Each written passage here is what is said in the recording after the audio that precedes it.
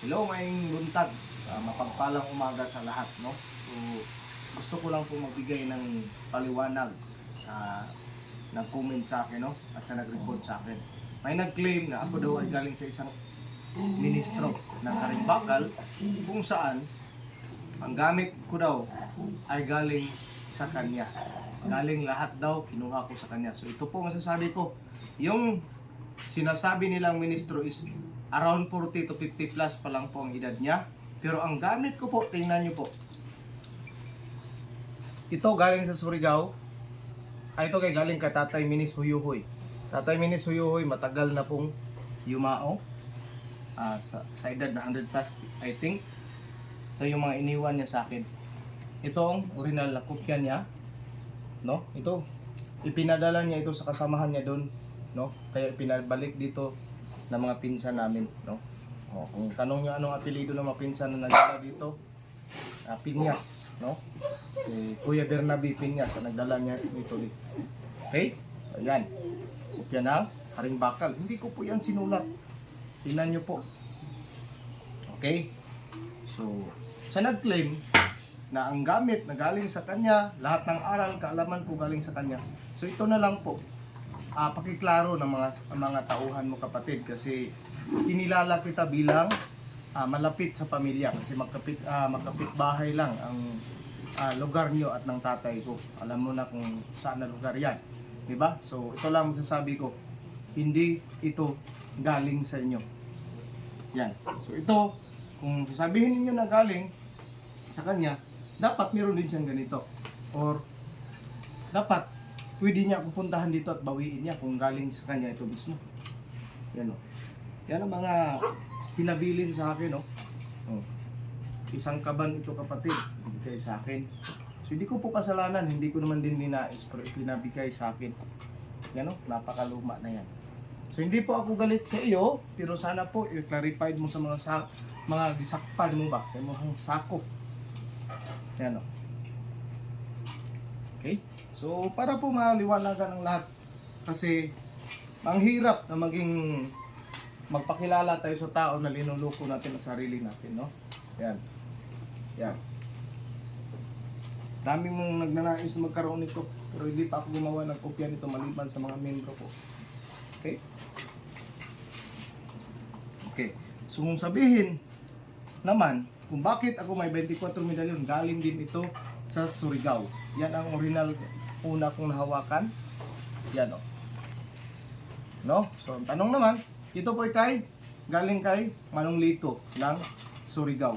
Bakit? Dahil ang trabahante niya dati, nakatira sa kanyang bahay na parang inadapt na niya, pinsan ko din. At yun naman ang nagbigay ng kopya sa amin dito. Kaya meron kaming 24 medalyon. So, sabihin naman natin na Ikip Relbium o first 18, second 18, yan po ang kopya o. Binigay sa akin.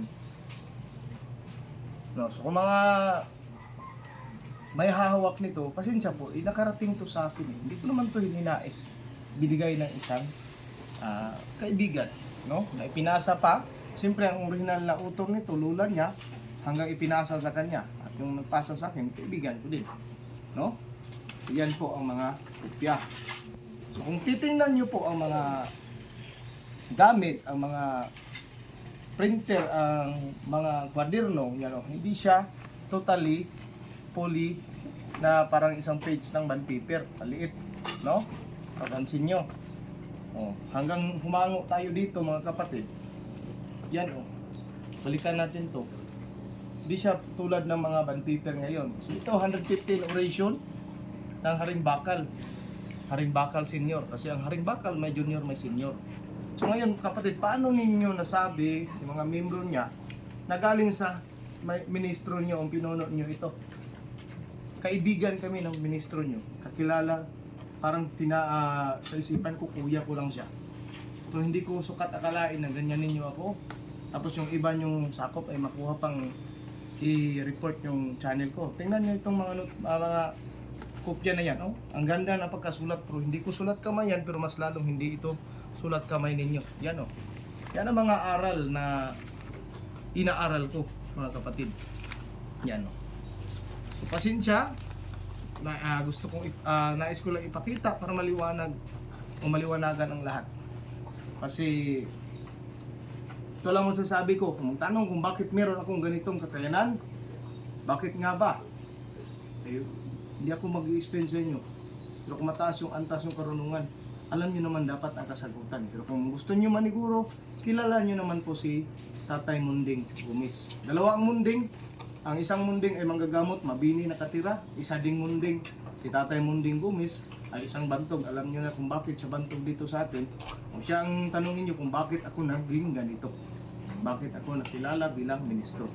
So ito pa, ipakita ko sa inyo. Sige, yung sinabi sa inyo, nagsabi na galing ako sa kanya, tingnan natin kung magkatulad ba kami ng kopya na may mga ganito kalalaking meron ba silang mga ganito kalalaking papel yan so para lang maliwanagan ang lahat kasi ako naglingkod ako hindi para sa mga taong nagluloko sa sarili kundi naglingkod ako para sa mga taong naghahanap ng totoong dunong sa buhay. Yan pa. Anong klaseng mga sulat yan? Ay, hindi ko gawa yan. Tingnan nyo mga butas-butas na ngayon. Ito po isa pa kabilang sa mga nakuha kong mga orasyon. Yan pa. So, bubukotlain natin yan lahat. Ang daming aral. So bakit ako kukuha sa inyo? Kahit pa itong natanggap ko sa isang ministro, Tatay Minis, hindi ko nga maubos-ubos na pag-aral kasi limitadong panahon natin. Bakit kailangan natin maghanap buhay, di ba? Yan Tapos lagi mo na. Kita ko. Yan pa So ngayon, tanong kayo na kinuha ko lang yung formula sa inyo. Bakit kayo humantong kayo sa sinasabi nyo ganyan? Yan pinakita ko. Dahil kaya hindi nyo maangkin ang gamit dito, kaya ganyan na lang sinasabi nyo.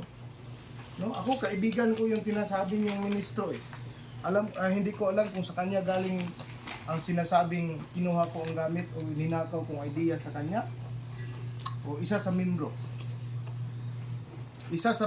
mo kapatid pumupunta yan dito sa bahay, napapasbas din yan, pumasok yan dito sa kwarto ko dati kaya kilala ko siya nung nagdaang eleksyon nagsama pa kami, pinuntahan pa niya ako doon sa bukirin ko. Kaya sana, ito lang masasabi ko, bawiin yung mga sinasabi ninyo. Doon pa talaga sa Facebook niyo sasabihin. Yan Mag-claim kayo na kinuha ko yung aral sa inyo. Hindi ko nga maubos-ubos aralin to. Kukuha pa ako ng aral sa inyo. Paano nyo naisip yan? Hindi ko nga maisa-isa ito dahil sa ubod ng dami. Tapos sabihin nyo kapatid na kinuha ko sa inyo. Yan. So ngayon, ulitin ko. Sa mga nagtatanong saan nga ba galing, kung ano ang kakayanan ko, ito kapatid, itanong nyo kay Tatay Munding. Okay? Ayaw kong magsagot kung bakit ako nagkaganito kasi kahit ako hindi ko maipaliwanag bakit nagsidatingan ito sa akin. Okay? So isang mapagpalang panahon mga kapatid. Salamat sa inyo. Ito lang po, gusto ko lang po ipaliwanag sa lahat na ni isang orasyon, ni isang mutya, ni isang gamit, wala akong ninakaw. Ngayon naman magtanong kayo saan ba galing ang mga gamit, mga orasyon o mga mutya ng kalikasan. Kapatid, ang mga mutya ng kalikasan tulad ng Bato Umo, Pangil Kidlat, mga Pangil Kidlat, minsan ako nakakuha o isa sa mga membro ko. At yung mga bato kung anong nandito, yun ay dahil galing din sa lugar ng partner ko. Kasi kapwa kami manggagamot. Okay? So isang mapagpalang panahon. So yan po, maliwanag na. Kung gusto nyo malaman kung bakit ako naging ganito, bakit ako nagkilala bilang isang antingero, manggagamot o ministro, itanong nyo kay Tatay Munding Gumis. Okay? So isang mapagpalang panahon. Maraming salamat sa inyo at salamat din po sa nag-report sa akin, nag-restrict sa akin. Sana pag-isipan nyo mabuting ginagawa nyo kung tama ba yun o hindi. Okay, pero sa akin wala akong problema. Kayo na bala. Kasi kahit ilang ulit pa i-report nyo ang channel ko, babalik din at makikita din yung katotohanan. Okay, so isang mapagpalang panahon. Maraming salamat po. Yan pa, marami pang hindi na.